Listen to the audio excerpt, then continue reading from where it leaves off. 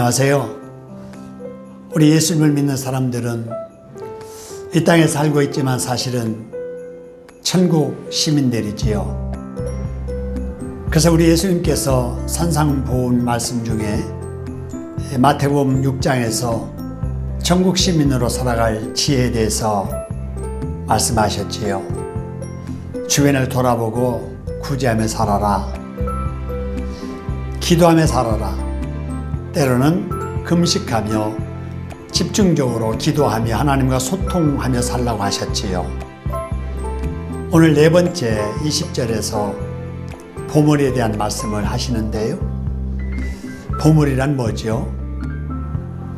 매우 드물고 귀해서 가치가 있는 것을 말하는데, 사람들 누구나 자기가 생각하는 그 보물들을 갖기를 원하고 그것을 가지게 되면 자랑하지요. 외국에 다녀온 어떤 사람이 사원 시계를 자랑하며 다녔습니다. 명품 3천만 원짜리라는 겁니다.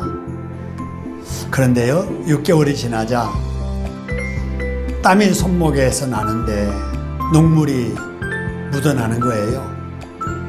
그래서 명품 전문점에 가서 물어봤더니 길거리에서 5천 원이면 살 수 있는 가짜라네요. 이처럼 많은 사람들은 진짜와 가짜를 구분하지 못하지요.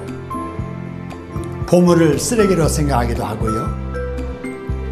남들이 쓰레기로 여기는 것을 보물로 생각하기도 합니다. 그러면 안 되겠지요. 그렇다면 그 무엇이 우리에게 보물일까요? 내 재능일까요? 내 기술일까요? 내 몸일까요? 명예일까요? 권세일까요? 무엇을 보물로 생각하든 그 보물은 그 사람에게 귀하겠지요. 그래서 가능하면 많이 가지려고 하고 많이 쌓으려고 하는데요. 예수님은 이에 대해서 말씀하시기를 보물을 땅에 쌓아두지 말고 하늘에 쌓아두라고 하셨습니다. 땅은 육신이 머물고 있는 이 세상이지요. 육신적인 삶을 말합니다. 이에 비해서 하늘은 영생 복락 누릴 천국을 말하고 영적인 삶, 주님과 함께하는 삶을 말하지요. 그러므로 예수님께서 우리에게 보물을 땅에 쌓아두지 말고 하늘에 쌓아두라 라고 하는 말씀은 우리가 보물처럼 귀하게 여기는 것들을 육신의 즐거움만을 위해서 사용하지 말고 하나님을 위해서 사용하며 드리며 살라는 말씀이지요.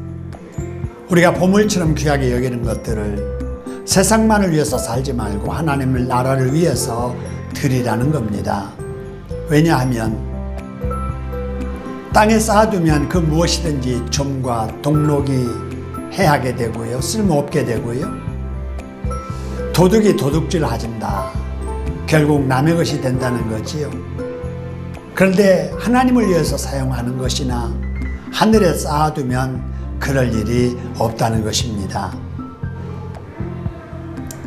자기가 보물처럼 여기는 것을 이 세상 육신의 정욕만을 위해서 사용하거나 이 세상 육신의 정욕을 위해서 쌓기만 하면 결국에는 자신에게도 유익을 주지 못하고 자기 것도 되지 못하지만 하나님을 위해서 사용하면 하나님의 영광을 드러내며 살 수 있고 하나님 나라의 창조에 쌓여져서 하나님께 상을 받게 된다는 것이지요.